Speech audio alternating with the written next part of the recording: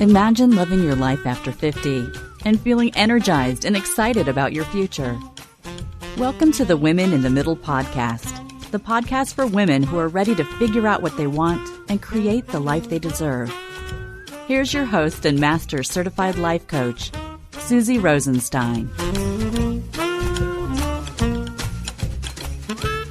Hey there, this week we're talking about how a passionate career pivot led to helping women lose weight. Let's go. Welcome back to the podcast Women in the Middle. I'm your host, Susie Rosenstein, your master certified coach, a midlife mentor, and I am so glad to be here with you again. So I'm sure it's not a huge surprise that several of my most popular episodes are related to weight loss or weight change, especially with menopause. It's one of those things that can be pretty mysterious and surprising, because even when you think you know what to do, it just might not work anymore. So, my guest today will shed some light on the whole matter as we dive into a conversation about shedding pounds in midlife. But just quick, before we get going, I want to invite you to a free masterclass where you will learn how to be a midlife mythbuster. It's called Discover Midlife Magic, Bust 4 Myths, and Boost Well-Being. And you will discover the impact of pervasive midlife myths on women's self-perception, life choices, and overall well-being, the real-life consequences of believing in these myths and how they may be holding you back from your fullest potential, and the tools and insights needed to live life to the fullest during this exciting chapter. It's a 1-hour masterclass that will help you raise your awareness about some midlife myths that are totally getting in your way. I have a feeling they are. The next date is around the corner, so head over to www.susierosenstein.com/webinar to get all the details and register. Okay, now let's dive into this week's topic, which is all about how a passionate career pivot led to helping midlife women lose weight.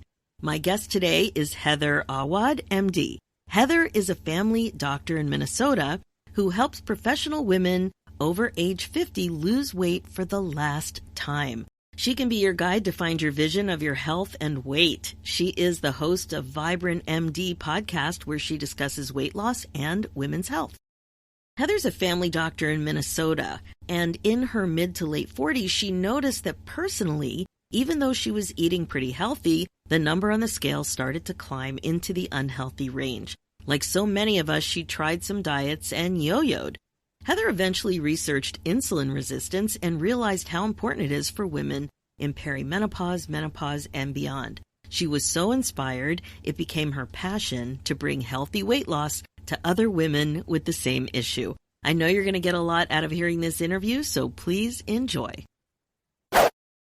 Hi, Heather. Thanks so much for joining me today on the Women in the Middle podcast. Thanks for having me. I'm glad to be here. I was so glad to have you come in, not just because you have something amazing to share about weight loss and yo-yo dieting and insulin resistance and all that stuff.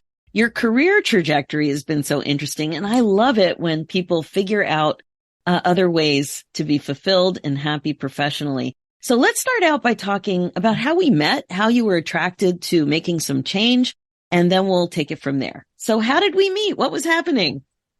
So I had been rounding in nursing homes during COVID.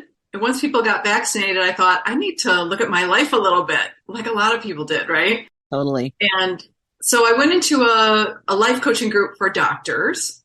So I did that, and I really freed my mind up and thought, oh my goodness, I can keep commitments to myself. I started to feel like I could do anything, that I wasn't stuck in my doctor box. And I wasn't sure what to do at that point, but I started to see the world. And one of my coaches in there was in your program already. And she said, you got to check out Susie. She's perfect for, you're just at that point in life where you're feeling like, what should I do next? What can I do? And so she introduced me to your community, and that's how we met. That's so fun. I love how the internet brings people together, and then referrals bring people together. And you must have been sharing what you were going through to have had that conversation, that other people started to know that you wanted to grow. Did you feel comfortable talking about that stuckness? Yes, I did, especially with coaches, because they're that's what they're there for. That's true. where you just kind of sit there and I was feeling like, well, I want to look at my life. I want to know what else there is. And not even knowing what that was. I mean, I'm not even sure I knew I was sitting in a doctor box. I started to look out and think, wow, I could do things. And I, could look at my life a little differently, look at how I care for my family a little differently, look at what I think about my career differently. I wasn't sure what to do then, but it was a great place to, feel like I could do something, the possibility was there. And then the next step was to try to figure out what that would be. Oh, I love that you mentioned the doctor box. I've noticed that about doctors. I work with a lot of physicians. I come from a long line of physicians in my family. And I'm always noticing that physicians really don't appreciate all their skills and that there's so much more they could be doing. And it's nothing wrong with what they're doing. Mm-hmm. There's such transferable skills and there's such possibility, and it is a box. And I know a lot of careers are like that. Even when you get in corporate, you may not appreciate how many possibilities there are. I was stuck too for 5 years. And for me, I realized there were more things to do, but like you, I didn't have a clue what I wanted to do. I didn't know how to take the first step. And I was really just so overwhelmed with fear. And it felt to me at that time like confusion, but now I know more. I'm on to myself. It was fear. Yes, for sure. When I said I was going to start a business, I had friends call me. What are you doing? The doctors in their box. What are you thinking? Why are you doing this? You're a doctor. You're a doctor. Walk like a doctor, please. Yes. Work like a doctor. But yeah. What you said about possibility, though, really is the thing. And we're just so uncomfortable dreaming because, well, there's so many reasons. But why don't you tell me why you weren't dreaming? What do you think was going on with you that you weren't thinking about possibility, and then with some different inputs, you were thinking about what's possible? A piece of it is having a very prescribed job and thinking, like, I'll do this. But part of it also is I have 4 children, and a spouse, and I'm a family doctor, so a natural caregiver. And so it was always kind of like, well, what does the family need? And then I want to also work. What does the family need? And I also want to work. Every year that was the issue. And it had been a really long time since I ever said, what do I want to do? What would be joyful for me? What would be a really cool thing I could do? It's just been decades since I thought of that. And you mentioned in the notes, I was delighted to see this, that the transformation that you got from working in my community and working together was to bring joy and fun into your life. So it's almost like you needed permission or guidance or something. What was that experience like for you when that light bulb went off? Yeah. Well, I was, of course, loving working as a doctor and loving being a parent, but I think there's a workaholic streak in me in general. So I was always like, well, what more can we do with the kids? What other activity can they do? What instrument do we want them to learn? And all those beautiful things, but it was very busy just for busyness sake. So then when I kind of dialed down a little and thought, I don't need to work all the time and every evening, at my life. And so then I thought, well, I'm not really sure what to do now.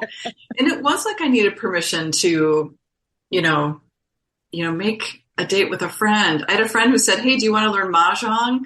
And, 10 years ago, I would have been like, are you crazy? Why would we do that? That's not achieving anything, or is it, right. Is it competitive? Can we win money? And it was just something fun to do. And I thought I think I did need permission to do fun things and have them on my calendar every week. And, was that the first baby step? You said, you got to do something fun every day. And I thought, wow, I'm only doing fun things like twice a week. Oh my God, you want me to have too much fun? I don't know if I could do that. Right. What was the first baby step you took? Was it Mahjong? I don't think it was. I think it was just actually making time to get together with a friend once a week, because I wasn't doing that. Doesn't that seem crazy in hindsight? Yeah. Yeah, I totally appreciate it. I have done an episode and I rebroadcast it because I thought it was so powerful and I got good feedback on it. I felt too busy to cut a mango for my kid. Wow. When I was in the throes of that. And I had this little kid. He was too young to handle a knife to deal with a mango. We were watching the mangoes ripen on the counter. It's like, Mommy, can you cut me a mango? Can you please cut me a mango? And I actually said more than once, I'm too busy. Yeah. I'm too busy to cut my kid a freaking piece of fruit. I mean, that to me was my biggest mommy failure moment. Yeah. Little bit. I can understand it for sure. So you started to loosen up some of these ideas about what was possible in terms of happiness and joy and also what you might like to do. So let's frame it a little bit with what your career trajectory was like in your 40s. What was going on then for you that was going well, and when you started to see, I think I need a professional change? Sure. So I had been home again with kids for a couple of years, taking a parenting break because I had a child that had asthma that needed a lot of attention. And then I went to work in primary care, and I went to a corporate center because I thought, well, this will be easy. They bring the patients and then I just see the patients. And then, but as the story I've heard from many doctors is that corporate medicine is really a prescription for burnout. So I got really burnt out there very quickly. Was getting very little sleep, worked all day, came home, took care of my kids, worked at night. Oftentimes fell asleep at my laptop doing work and then climbed into bed. And I just knew, that just wasn't going to be a life I could live. So then I just decided I quit, and I tried a few things. I did some medical administration. I actually trained in acupuncture and did that for a while. But I just wasn't finding fulfillment in these things. And so I got a career coach at that time. And I said, I need a job that isn't clinical. Help me find a non-clinical job. And so she said, well, tell me more about you. And we did a lot of talking and spent a couple sessions. And she said, I hate to tell you this, but you really like clinical work. You really like working with people. You hated sitting at a computer. You need to find a clinical job. And I said, I can't do it. It's a recipe for burnout. And she said, let's find you something that fits. Just keep looking, look at everything that sounds terrible and find something that fits. And then I ended up in wound care, which was a job I really, really liked. And that's how I ended up rounding in the nursing homes and rehab centers. But it was a non-traditional doctor job. There are family doctors in there, surgeons, all sorts of, even OBGYN doctors in this career. And the thing about it was there was no night or weekend. So I worked very hard during the day, but when I went home, I knew my work was done and I wasn't going to, it would be really rare if I got a call. Wow, that is great. Yeah. So then what happened? Well, then COVID happened. Dun, dun, dun. Yeah, dun, dun, dun. And the big thing was that the nursing home, the elderly people were the people at risk. Even when primary care wasn't going to the nursing home, they needed the wound doctor to keep coming so that people wouldn't get sick and have to go to the hospital. So every place I went to was like, can you please keep coming? Will you please keep coming? And honestly, I'm built for hard things. So my thought was, I was made for this, and so it was a little scary. It was, it took a lot of, things to do to make it work. But I did it. The team did it. Everyone did it, that worked with these elderly folks. And, but then once we got vaccinated, then I was like, oh, everyone kind of took a big sigh. And I thought, oh, I like this job, but again, this is my whole life. Maybe I should just examine, I kept working there. I still like the job, but I also noticed that it wasn't my dream life. And I thought maybe it's time to level this up and look for what could be the dream. And why wasn't it? Because now you had, at least the workday was contained. Yeah. I like the work. There's a piece of it for me. I would go to many places during the day, so I didn't belong anywhere. Okay. And that was the piece that I actually didn't like. It's funny, even when it was time to get vaccinated, a lot of places I asked them if I could get vaccinated and they said, well, you're not really part of our staff, so no. And then I had one place who did think of me as theirs. And they said, they invited me to come get vaccinated with them. And I thought, but that was the job. There were, you come in quickly once, you're there once a week and you leave. So you're kind of a peripheral part of it. And it's not that I need to be important, but there was a piece of it there that I thought, well, I just pop in and consult, but I don't know. Part of it didn't feed my soul that way. Yeah. Well, it's amazing that you picked up on that, because so many of us get into this autopilot thinking and lack of awareness. We're just doing the thing because we feel too busy to even pause and examine what it is we're thinking about. So that's amazing. I think that is a huge thing you just said. But somewhere along the line, you started to think about being an entrepreneur. How did that happen? Because a lot of people wouldn't want to be an entrepreneur if you paid them, right? Sure. So how did that start to happen for you? Well, part of it was I come from, my dad has had multiple small businesses. My brothers work together in a small business. And I always thought, well, that's cool. They can do that, but I could never do that. But you do look at your family and think, well, what they do is really neat. And could I ever do that? And like I said, I was just taking care of everybody before. So I didn't consider that I could do something like that, because how would I take care of everyone else if I did that? Right. Not even really understanding what it would look like, but it just felt like something that didn't mix. Yeah. So how'd you take the first step? What direction did you go? Well, at the time I, had some issues with weight gain with perimenopause and menopause, and found myself really unable to lose the weight. And then at some point I figured out this issue with insulin resistance at this age. And I thought, oh, this is the magic. So I really kind of dialed into the science of that work. But then when I was doing the coaching, I realized that I needed to stop stress eating, because I didn't really realize I was doing that. And in keeping commitments to myself, I could also eat what I chose. And so with those things, all of a sudden the weight fell off really easily. And I had done a lot of lifestyle medicine as a family doctor over the years. You have high cholesterol. Let's talk about what you eat for lunch, or maybe it was weight loss. So I was always interested in food as medicine. And I thought, oh, I could bring this to people, because a lot of people struggle with this at this age. And so that's why I decided, I never imagined I would be a weight loss coach, but all of a sudden it became perfectly clear that this would be a beautiful thing to bring to people. Oh my gosh. Okay. So I believe, if you're a listener to the podcast, you know that I believe you're always on the right path. So even though that path didn't look like weight loss coach at the end of the road, it didn't look like that at all. Although you went wound coach or wound physician, and that at least started with a W, but you eventually got there. But again, what happened with you is so common with people, is that you had some success doing something that you struggled with, and then you wanted to share it. So I definitely want to dive into the specifics of how you lost that weight. But before we do that, I want to talk a little bit about your first step, because again, being a weight loss coach is one thing. There are many ways to do it, but to do it as your own business is, again, a bit of a leap. So what were you thinking? Right.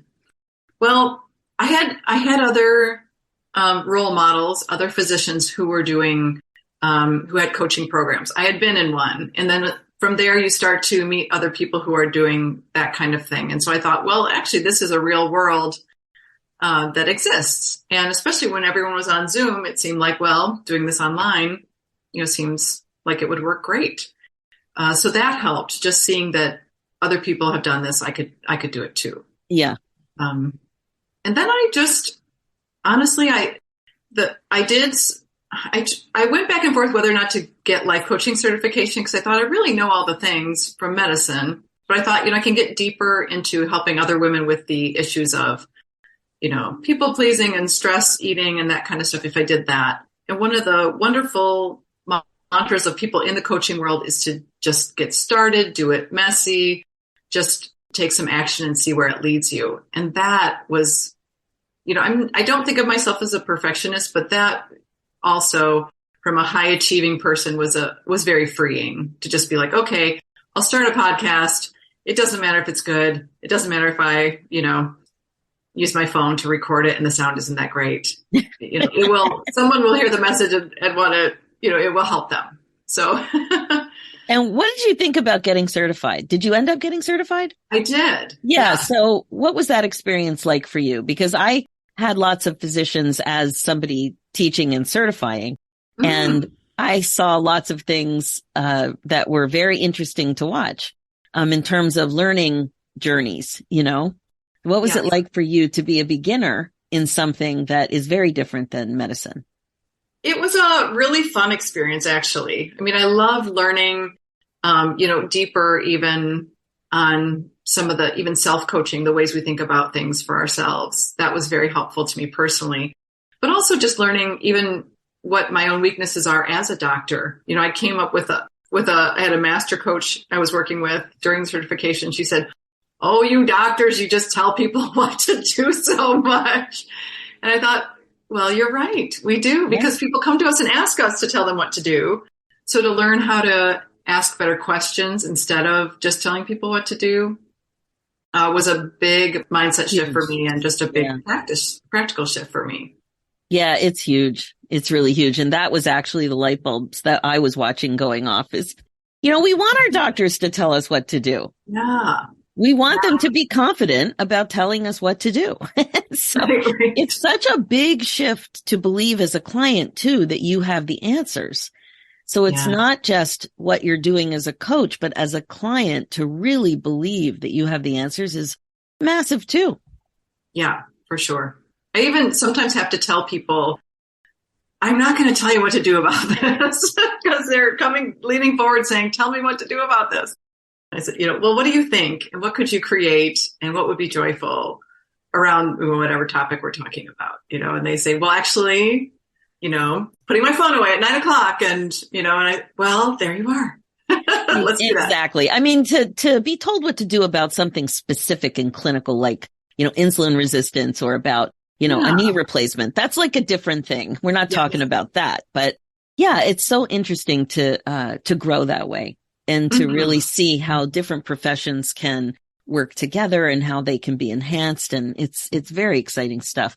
Now, I love also that you mentioned that you started by doing it messy. This is a very hard thing for perfectionists, overachievers, and also just for people our age who are used to being the experienced one and not being a beginner. And I had a friend once tell me, it was so funny. I was years in to my business, and I sent out an email, and she wrote back and she said, Susie, I'd be happy to edit this for you in the future. And I thought, oh, my typo drove her crazy. And what's so funny is I said, thank you very much, but it's okay. I've learned that in situations like this, it's more important to send something out that's helpful than to worry about one typo. But of course, I'll fix the typo if it's like a blog. But it was just so sweet and very generous of her to offer. But I was so proud of how far I'd become because I worked in publishing for so long. And in the old days, if you had a typo, it might be on a book and you just printed thousands of copies and you had to live with it. Wow. Yeah, right? It's so different. Yeah, it's a big change. So different. So what was messy? Give me another example of what you thought was messy. The mic example is great. Yeah. So the first time I launched my course, I thought I'm going to just tell my people that I know that I'm doing this, come lose weight with me. It was a discounted price. I told them it might be a little messy. We'll have tech issues. But we're going for it. So but I still had to put that out into the world with emails and social media and everything. And I had hired a company that was hourly to help me with all these things. So we set a date for the launch, and it came, and they did not send all the things. And I met with them and I was like, okay, the launch was this week. We're supposed to start at this date. And they were like, it's not really ready. You've got this and this and this and this. It's not really ready. And I said, okay, we're putting it back 1 week, but it's launching next week. you must send all the emails. What can we fix now that you want fixed now? But it's going, it's happening. And I didn't even know how to use my own platform. I was using Kajabi, which is a common course creator platform. I didn't really even know how to use it. That's why I needed this company, to put the things out. So we did launch the next week, and it was messy, but 8 people came and lost weight with me that first round. And in the end, it was beautiful, even though the people I hired didn't believe it was okay. Oh, it's so funny about tech, because that was a combination of a tech problem and probably a communication problem or a supervisory problem on your behalf, and we don't know what we don't know. And we don't know the people we're working with, how competent they are with scheduling and with communicating and asking questions and expressing ourselves about our expectations. It's such a learning curve. Yes. Nothing like a good tech problem. As you're talking, I'm thinking about a few of them. And sometimes it's just social media gaffes too that happen. Like I remember one time I was on live and I posted what I thought was a good little live clip talking about something helpful in midlife. And my sister saw it on Facebook, and I was in the backyard, and she says to me, "Susie, your dog is pooping in the background of that video." Like, what?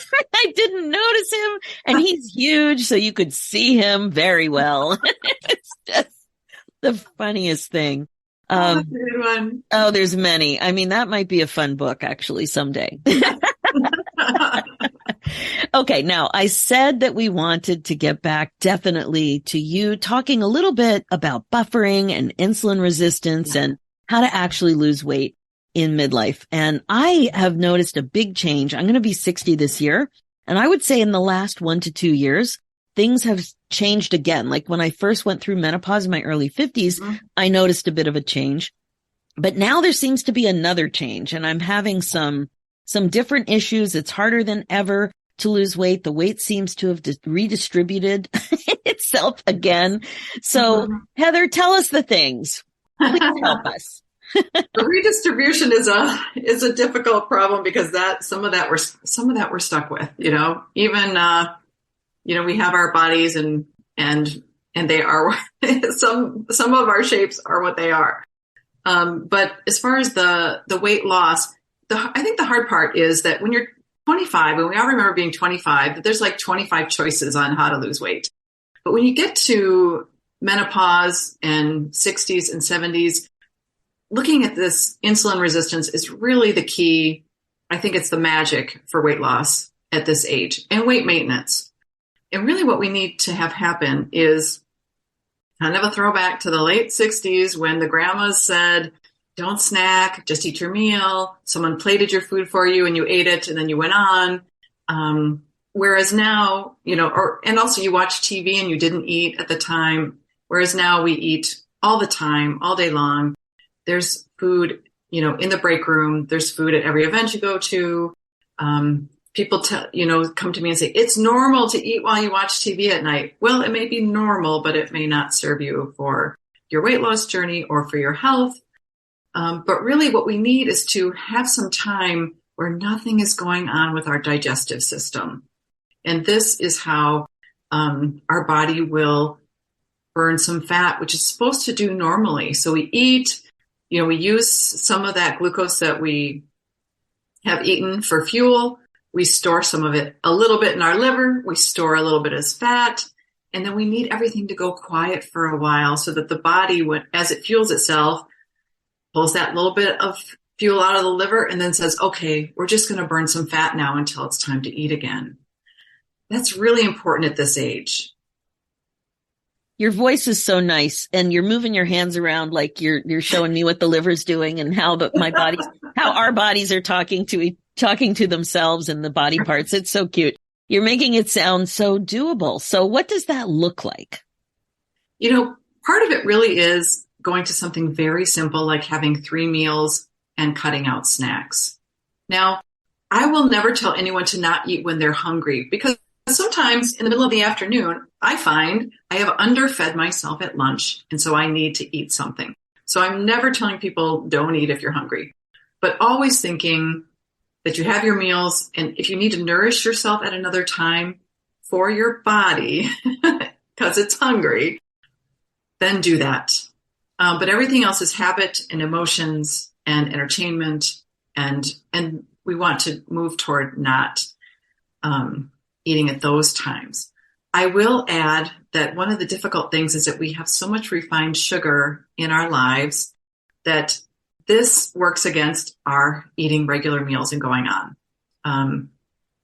Again, when the grandmas in the 1960s were making their meals, they had some refined sugar. They put it in their dessert, and they had dessert sometimes during the week. But now we have refined sugar in 3/4 of our packaged foods. Wow. So things like taco seasoning may have it in it. Some brands do not. It's that added sugar line. And then even things like my chickpeas, a can of chickpeas I buy never had it in it, but one of my clients had that in hers. She found added sugar in hers in the brand she was buying. So she switched to a different brand. That's fascinating. I would have never looked at a can of chickpeas looking for sugar. Wow. And I used to think I can't eat 3 meals because I get hangry in between meals. And it turns out hangry is withdrawing from refined sugar. So we want to have sugar when we want it. And I personally want it when I'm having a piece of cake or some ice cream in the summer or a homemade cookie. But I don't want it in my tacos. I don't want it on my salad. I don't want it in my beans. I don't want it in my beans. Yeah. Right. Yeah. So I can eat more regularly and have my 3 meals if I'm not having sugar at all those meals. Wow. And what happens when you're making that adjustment to eating just 2 or 3 meals a day? And you do find that you underfed your body and need a little more fuel. Is there some guideline for what that extra little bit of fuel should be while you're pushing forward and trying to get to just clean eating on meals? Sure. I would say take whatever your usual snack is and try to make it healthier. So, having something like cut vegetables, it's nice at the grocery store, they pre-cut them for us now if we want, with some hummus or something with a little bit of nut butter is good. A little bit of protein, a little bit of healthy fat, some fiber that is, vegetables are of course the best, but fruit can work as well. Can be a step back from whatever your usual snack was. Some people, I caution people against nuts as a snack because it's really easy to overeat nuts. It sure is. Nutrient dense. I'm not going to say the C word, but they're super nutrient dense. They're really easy to overeat. So I don't like them for nourishing in between meals unless you're stuck. I guess one time I tried to be very specific. Like I planned in advance how many nuts, which I thought that was a ridiculous thing. But I could see if I picked 7 or 8 cashews, that is different than what I would have done if I wouldn't have separated them out in advance. I would have put my hand in there, grabbed a handful, and that probably would have been 2 to 3 times the amount, just with a cashew example, because they're delicious. But, so I totally see what you mean.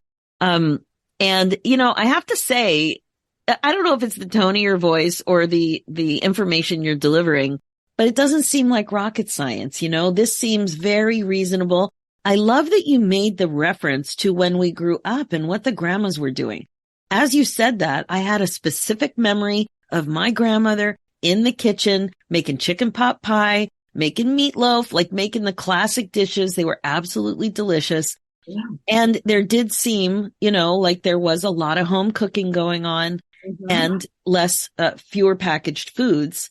And then I remember as a kid, though, the packaged foods exploding. So I grew up in the 70s. I grew up on Twinkies and Hostess cupcakes and all that stuff really exploded. And now it's in everything, including so-called healthy choices. So there really is a difference. It used to be separated more to sweets. And now it's very different. Yeah, you're right.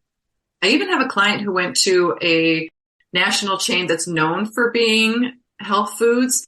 And she said, that is not a health food place. It all says organic, but there's so many things that have added sugar that surprised her. She had made a special trip there because she thought, well, this will help me find some new brands. And she found a lot of sugar. So it's everywhere. Yeah, it is. So you have to read the package. Now, another thing you mentioned is stress eating. So can you talk a little bit about that? You said dialing that down also really helped you with your weight loss. Yes. So a lot of times we just have a big feeling and so we eat. And I say it like that because a lot of people we don't examine it. And the way to stop stress eating is to stop and look. And if you know that you've got that big feeling and you want to eat, just stopping yourself and saying, okay, is there an emotion here that I can name? Can I name it? It doesn't have to be fancy, mad, sad, glad, or just it's just stress is fine. Any of those is fine, but give it a name and then notice where you feel it in your body. Because this actually does help too. It calms you down. It brings you into your body so that your mind that's kind of spinning and worrying about this big emotion can notice it. Am I feeling a tightening in my throat? Is there an ache in my gut?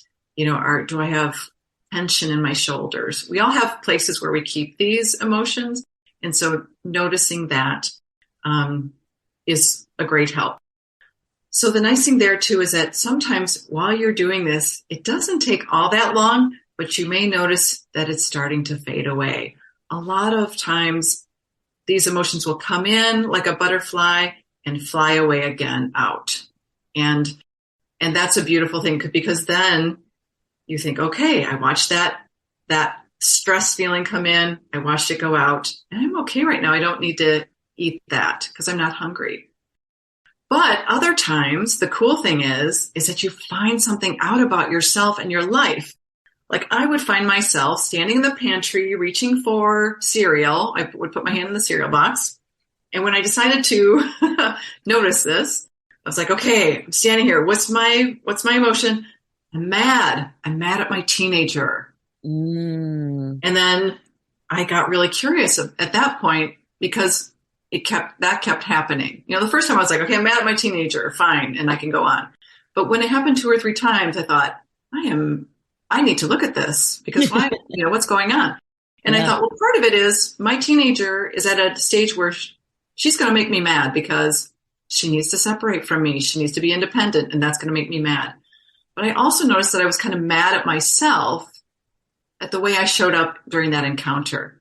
And that was happening each of those times as well, which made me think, I can do some things to accept that she needs to be independent, not always like it. But I want to think about how I show up so that I'm being the mom I want to be and I'm not being a jerk back when she's being a jerk to me. Exactly. Somebody has to be an adult. Yes. But I wouldn't have even noticed it. I wasn't noticing it when I was just eating it. I just went in, ate some cereal, felt better, moved on. It's so interesting.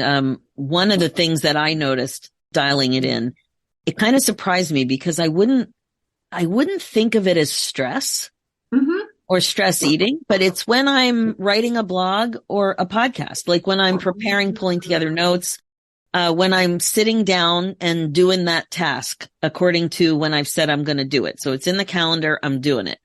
And a lot of times that is when I would just stop what I was doing and walk to the kitchen.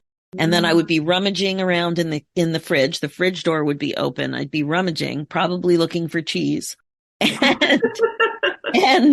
And then I would see myself doing that. And I'm like, why am I here? I wouldn't call that stress, but I guess there really is stress associated with a deadline, with not knowing exactly what to do next, with feeling a little overwhelmed or confused, or pressure to be creative, or pressure to have this be really good, something like that. But naturally, I wouldn't have called it stress.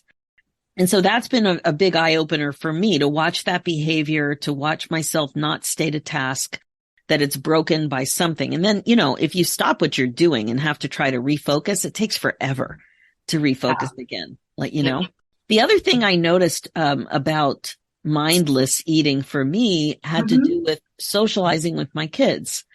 And it had to do with nachos. So one of the things, especially when they were at university and they would come home, it would be cause for celebration and we would go out and get nachos. And I pride myself on making a great tray of nachos. And when we would go to a restaurant, we would be very picky about nachos and be very critical, and then finally find a place that put enough cheese on those chips. But what I realized was how much social, what's the right word? Just like how much I was getting out of that socially. And I was tying it into eating the nachos to be included and to be having fun and all of that. Yeah. You know, and I realized just because they were eating nachos, I could eat one or two. I could eat some. I didn't have to eat as much as they're eating. And I didn't have to eat any at all. And I could still be having fun. That shocked me, you know, that I had options and how much I was associating nachos with celebrating with my kids and having fun. Right. Like it was about, like the center of it was the nachos, not being with the kids. Yeah. And we did kind of elevate it with our judgments about good nachos, but, but yeah, like just pausing and being aware of what you're doing, why you're doing it, and, you know, that you have options. You can stop when you're watching yourself think and feel and do. You can like say, you know, I could stop right now and it's okay. Or I can keep going and be more curious about what it is I'm actually doing. Just more connected. I love the example you gave, that you're in the pantry, I'm in the fridge. Yeah. We're looking around for stuff. So would you say, is this the bulk of your business, is helping women lose weight over 50? Yes. Yes. That's all I do now. Oh, that's amazing. Okay. So how can people get a hold of you? Sure. If people come to heatherawadmd.com, that's a great way to connect with me. And I also have a podcast, the Vibrant MD podcast. But if you look up my name, it'll be there. I'm on the socials if you look up my name as well. Awesome. Do you have to be a physician to connect with you? No, I work with all professional women. Amazing. Yeah. All right. So what is your biggest piece of advice for people who want to make a change mid-career and for people who want to lose some weight over 50? Two big pieces of advice, please, and thank you. I would say dream big and, you know, and look at what's possible and think that probably what's possible is even bigger than you're thinking. So dream even bigger. Love that. So good. And now what about helping us gals lose some weight? I would say try to have more time where your digestive system is quiet. You can have water, you can have plain tea, you can have plain coffee. Those do not wake up your digestive system, but try to have time where you're just hydrating yourself, but not eating anything. So that includes walking in the kitchen and putting that one cherry tomato. That's it includes that? Just that little innocent cherry tomato? Still an insulin hit. Yeah. The BLTs, the bites, licks, and tastes, try to put them away for a while. You just said it. It's like let your digestive system take a little vacation. Yeah. That's it. It needs time to rest during the day. Oh, that's so good. Heather, thank you so much for joining us. You've given us a lot to think about. I love what you've been able to do, how you've challenged yourself, and you're going in a direction that you didn't even see coming, but it made perfect sense. Thank you so much. Thank you for having me. It's been terrific. The topic of midlife weight loss, something that so many of us talk about and focus on quite a bit. I loved hearing about Heather's personal journey to figure out her passion. Like so many of my guests and clients, she was on the right path, but the end result wasn't clear, and now she loves what she's doing. As far as midlife weight loss goes, Heather really put the spotlight on insulin resistance and how important it is to understand how it works and can affect weight loss. As she said, it's important to create time for your digestive system to rest. What a lovely way to think about it. So good. All right, that's it for this episode. As you know, this podcast is all about how to love your life again after 50. It's really all about coaching you to be more intentional and to incorporate mindfulness into your life as a regular practice. This is how you put yourself on your agenda. My focus as your midlife coach is to help you get unstuck, clear, and focused on your current values and priorities so you don't have regrets.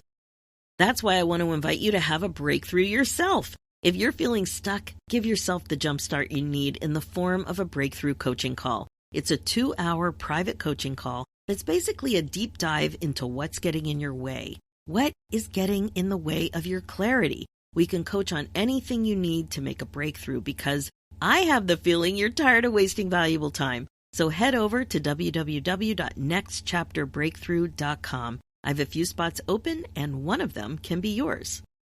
And finally, for show notes and links, head over to www.susierosenstein.com and click the podcast tab and look for episode 350. You'll also see links there for my new show, Women in the Middle Entrepreneurs. Thanks so much for listening. It is time for you to put yourself first, one thought at a time. I'm Susie Rosenstein, and I'll talk to you next week.